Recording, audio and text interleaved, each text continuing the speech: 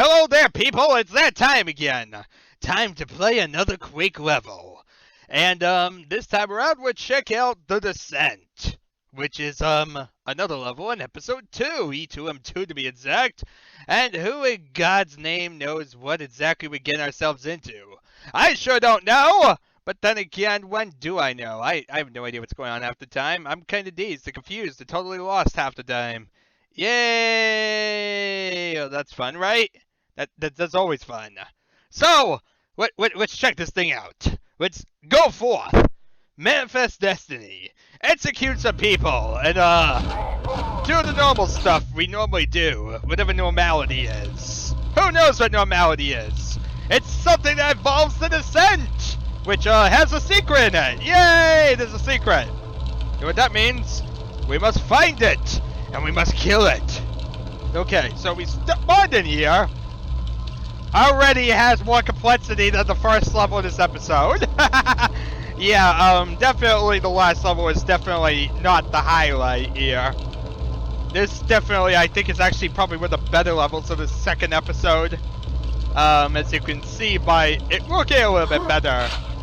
But we'll be seeing why this one's a problem as we go along. Oopsie daisy, I fell, and now everything's gonna hurt me. Wait, what the? What just happened there? I thought this was supposed to be good! And, we just crashed! That's never happened before! Well, that was interesting. Let's do this again. And this time, let's not crash.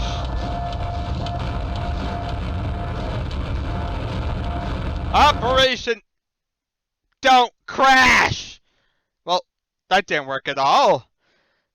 Perseverance is key to our survival, right? This is fun. This is entertainment to the extreme. Alright, let's try this again. What in doubt,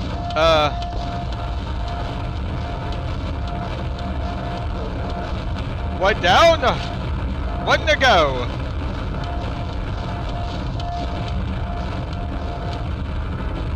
There we are! But, before we got here, we actually crashed 2 times. Luckily, it doesn't seem like we crashed anymore. Thank God for that. But why were we crashing? That's a good question to ask oneself. It definitely isn't the most promising of things when you start crashing. And this is actually a known issue. Let me try and show you again. I know I just avoided crashing, but we're going to show you again when the ogres attack me. What exactly has happened here? It's usually when you have both ogres in your field of vision. I think it's like when the grenades bounces in the wrong place or something like that. Yeah, I think it has something to do with like the exact position of the grenades. It's like if it bounces in a certain way to like a certain area in the map, it causes the entire thing to crash. As soon as you kill the ogres, it's fine. But before you do such, it crashes.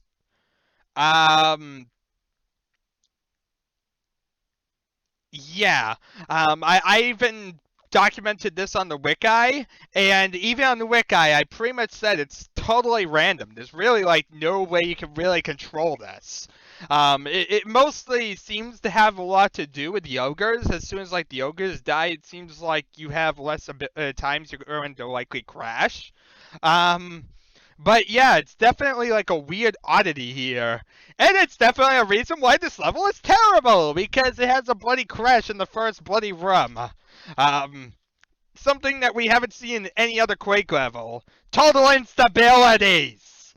You know, we haven't seen, like, this type of instability since Office Hell, and at least Office Hell was still, you'd play it, you wouldn't get, like, kicked out of the game. Meanwhile, this one, you keep crashing because, well, it decides, hey, let's crash you over and over and over. It stinks, and, well, that's the fun of it. Luckily, the good news is it's only one room. It's the first room, and it mostly just has to do with a bad texture or something like that. It has something to do with like a certain texture not being textured right or something funky like that. It's really a weird situation.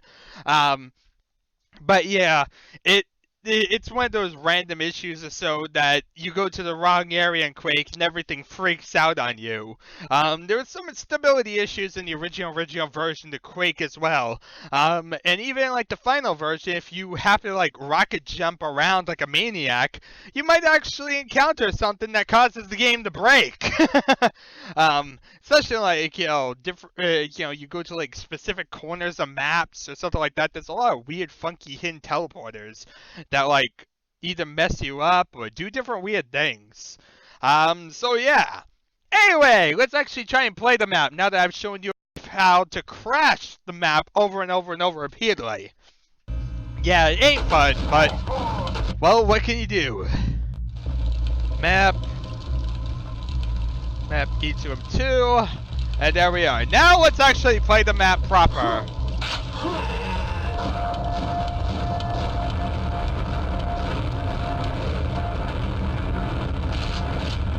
Grab this and hop across.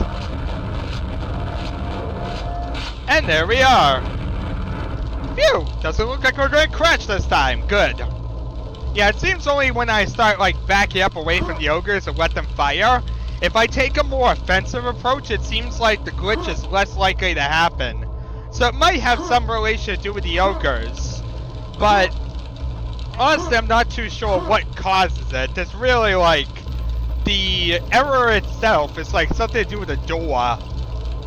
So if I really had to like gather a massive guess, I would say it's because a grenade bounces between the doorway and it like locks it up or freaks out or something like that. The way I said, I can't really be sure. I'm just not that technical enough whereby I can easily point that stuff out. Anyway, shiny red button. Let's press it. Only one more to go. Well, that seems simple enough. Bunny hop over here. Yeah. When in doubt, bunny hop around. Get some nails and stuff. Look at these awesome buttons. Sequence completed! Now everything's trying to kill me! Let's get some infighting going on. This might actually be dangerous because it might still cause the map to crash. Let's hope not.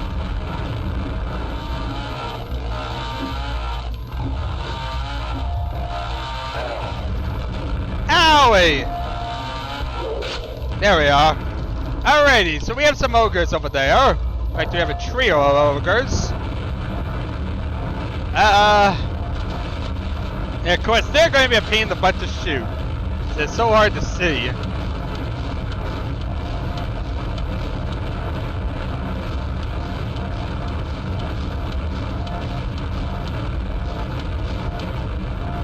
But that's at least two of them. Now we're out of ammo, but luckily we got a nail gun here.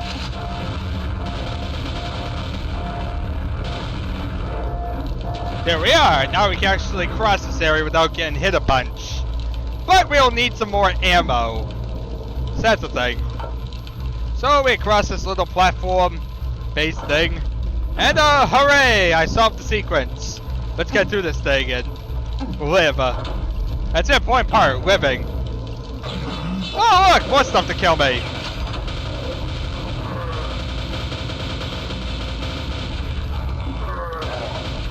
Oh, well, joy. It looks like more stuff is here to hurt me. Let's get some more double-barreled shotguns. That might help.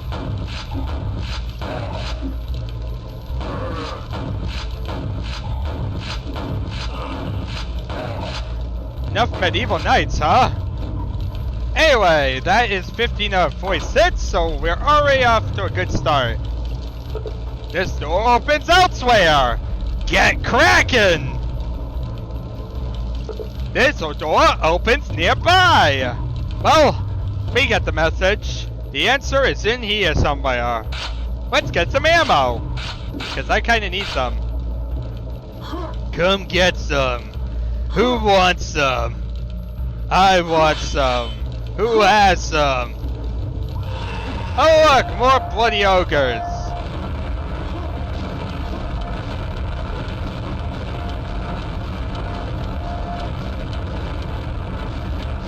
I would like that grenade launcher.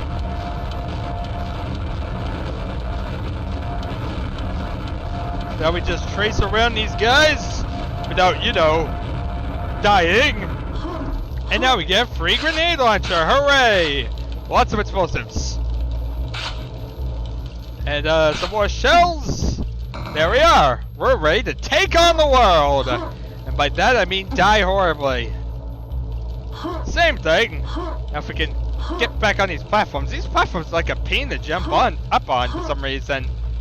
But you come up here, and if you notice, there were two very obvious shootable buttons. In Doom, I wouldn't recognize this at all. Yet in Quake, a 3D environment with a lot more complexity, I notice it. How does that make sense? I don't know, but there we are. So, shoot these buttons, the door opens, and now you can do stuff. Like kill all these guys.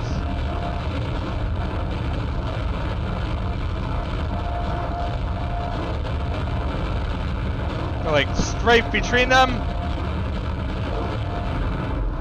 I think I got them all.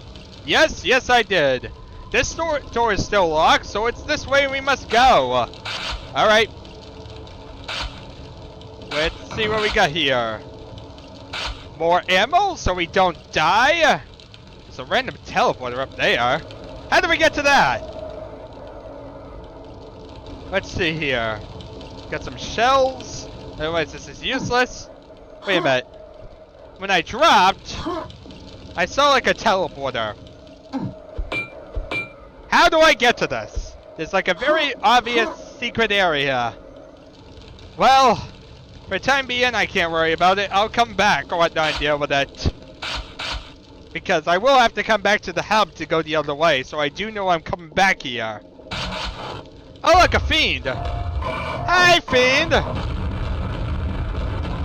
Alright, one fiend down. Let's continue down. Oh, look, another fiend! Oh, look, a bunch more fiends! They're everywhere!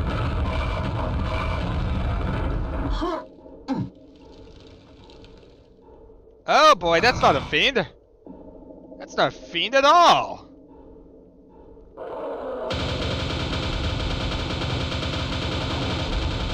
I won't even begin to confuse you with a fiend. Hooray for this raised surface! They can't hit me at all. This is absolutely pathetic, actually. And there we are! 2 Shamblers massacred! Without me even getting hit at all. Alright. So you come down here. There's this random giant pit of lava. Why it fall in it, I don't know. But, it's there. And we got the bloody gold key. Why, I'm not really sure. Especially since we haven't seen a gold door anywhere. But that's really all that's down here. So I guess it's time to go back. Well, time to go back. Now let's see what happened. Do we have a way to actually do something now? Sure didn't before. Oh god, lots of stuff. Lots of angry people and things trying to kill me.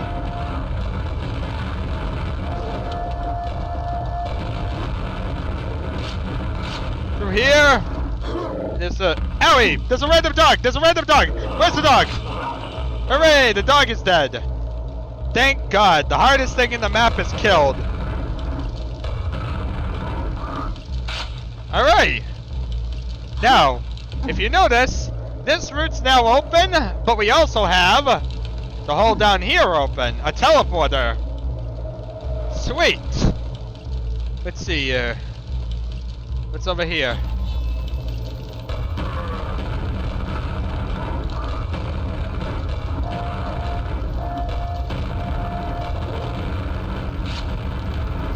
More jerks to shoot down. And, stuff I don't really care about at the moment. Let's go back to the teleporter, because I think I see where it leads. Right above me. Ooh! Aha! Where'd you come from? Only 6 enemies left. Well, let's gather some resources and be ready to kill 6 enemies. Maybe we can mow them down pretty quickly. You know, if we can find like some resources up here, because I just need some more grenades and or quad damage. That works too. In fact, that maybe even works better. This, by the way, was the gold door, if you couldn't figure it out. It's more like gold bars. Main thing I said for Aftershock, it was a pair of gold bars. It says unlocking a pair of bars, it's not a door. But you get the picture, it's the same thing as a gold door, except, you know, bars. And boys!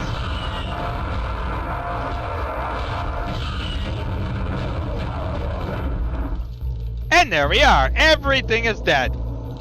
Thank goodness for a very rushed maneuver tactic to kill everything as fast as possible. But yeah, as I said, these are like gold bars.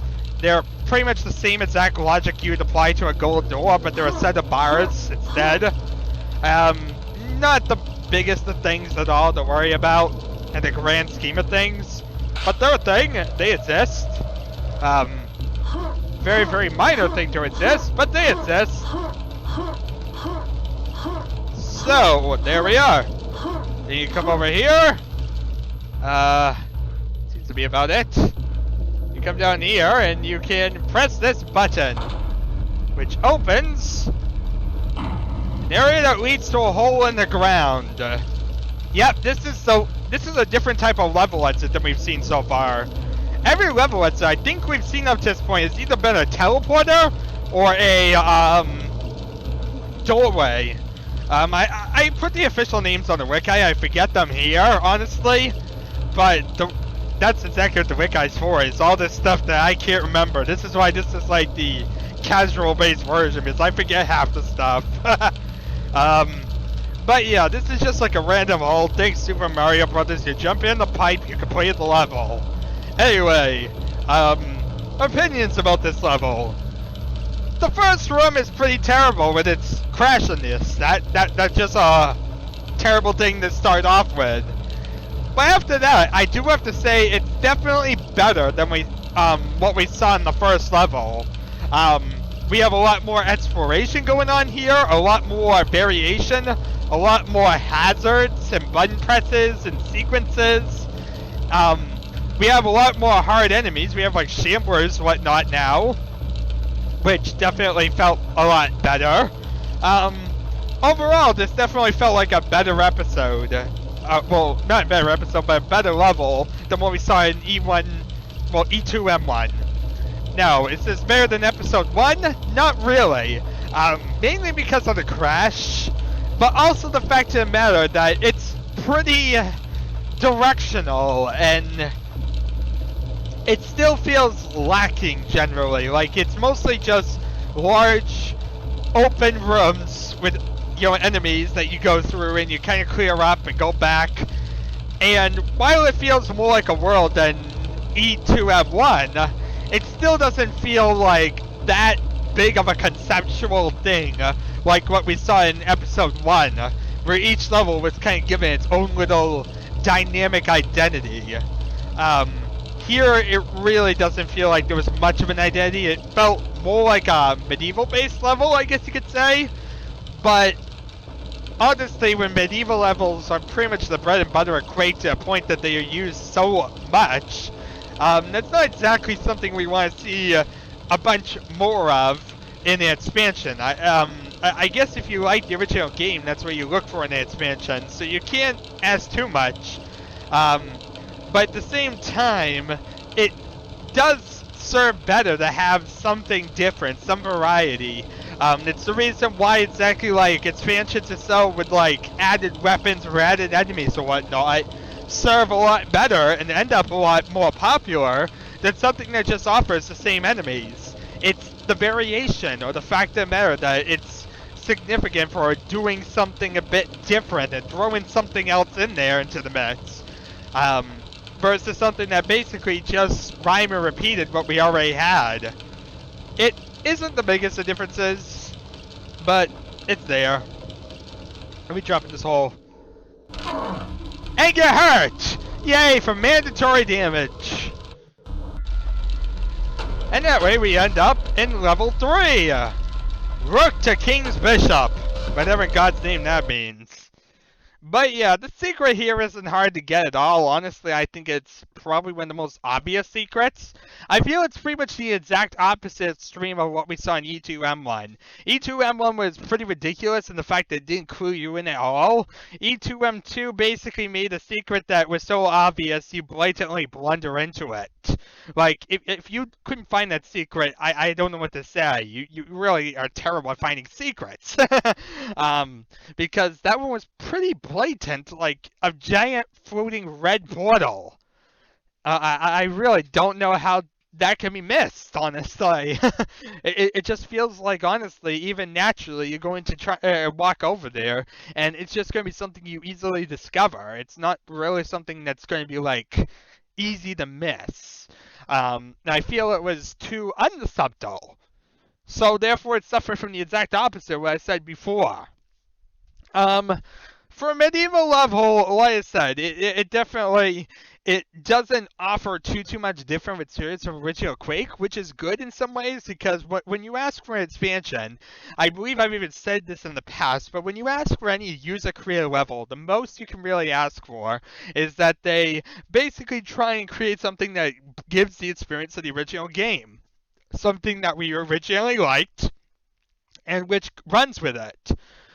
But it's also nice sometimes to have a little bit more, a little bit of a different experience. So something to mix it up and make it feel unique instead of feeling more like the same beat and drum we already have seen.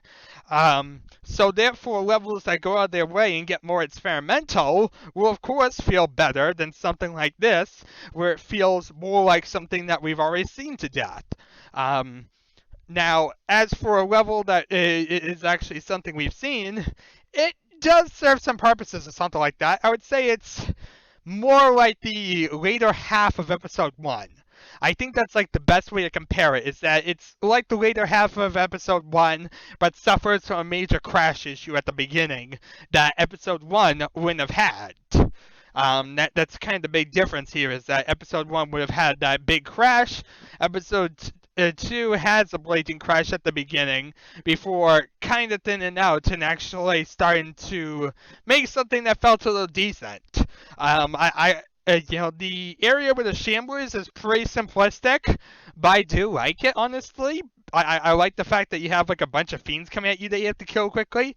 And I like the idea of the Shamblers because the fact of the matter is it basically utilizes the Shambler's range perfectly. If you go down the ramp, you're going to be easy pickings for the Shamblers because it's a wide open room. But if you know that Shamblers have like a limited distance vertically, you can abuse that to basically wipe out the Shamblers without too much difficulty. It's a great use of utilizing the environment to your advantage, which is kind of what all these shooters are about. Isn't that really, at the end of the day, what FPS really are about? Is basically outwitting the enemy by utilizing the environment to the best of your abilities. There's many of them, only one of you, so you have to think strategic and think logically how to beat the next foes. And sometimes the environment will go against you, or sometimes it will aid you. And yeah, it was pretty nice how it basically the environment felt a lot better here than it felt in episode, well, E2M1, where it's a very static, botsy-based level with really nothing going on. Here it felt like stuff was going on with the Shamblers, with the Fiends, with a bunch of different enemies. We had the ambushes still going on with a bunch of Death Knights and Knights, but we did have like action going on at the same time. And we had elevators, we had puzzles going on, sequences that we had to kill things. Gold bars, which is similar to something we saw in Quake. We've seen gold doors to death, but gold bars is definitely something that's a rare sighting. I think actually there was a set of gold bars. I think actually no, it was silver bars. Silver bars were in E4M6 of Quake, I want to say, the Pain Maze. I believe like the route leading to the gold button, which is another funky thing of Quake, existed in that one level. They all of a sudden decided to change the whole concept of gold door to all these other locked door things.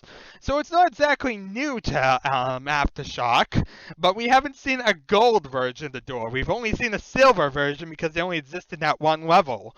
And so it's interesting to see something utilized here that was utilized so rarely in the original game.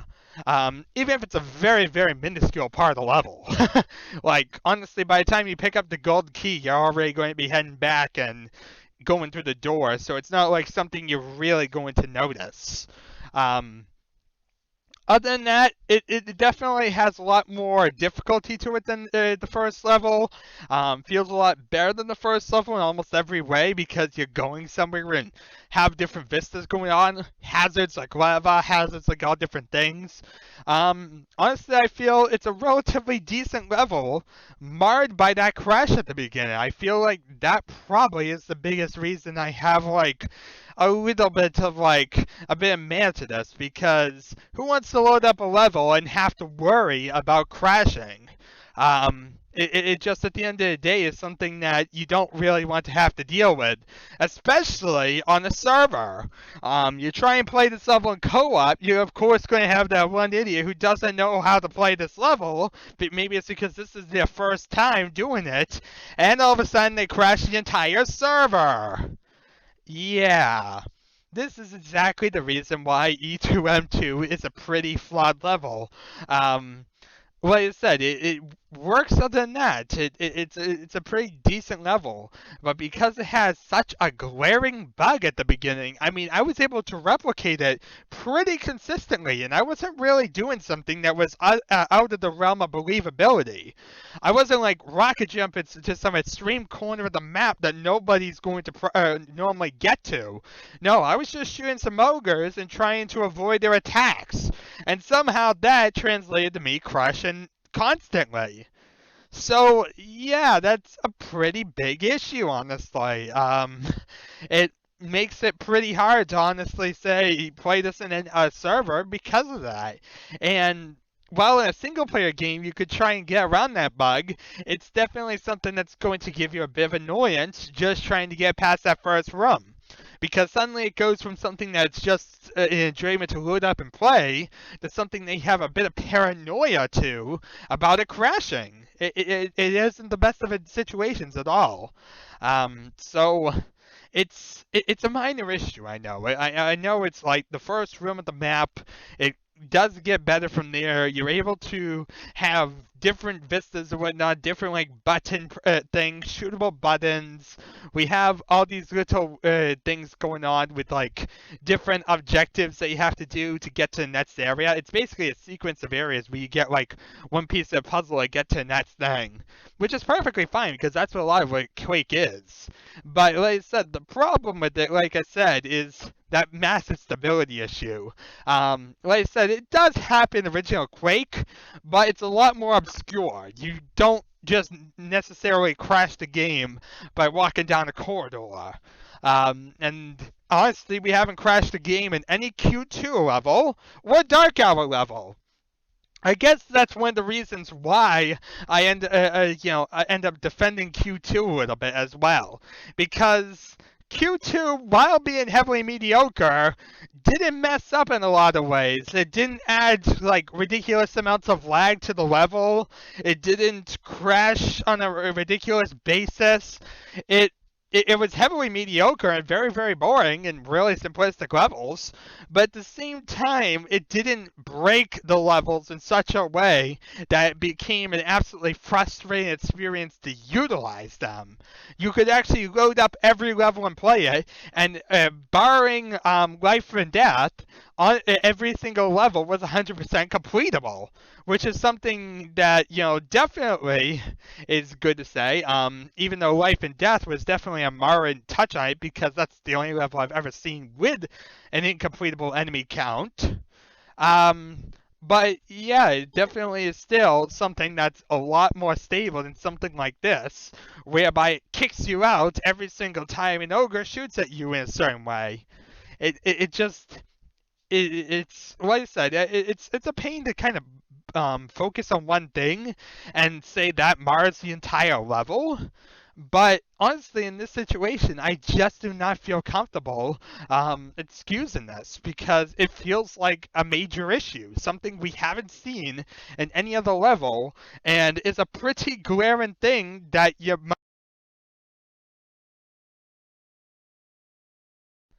curse you timeout thing that you're most likely going to run into. So yeah, that's all there really is there to it. So anyway, I think I'm about done here. Really nothing else to say.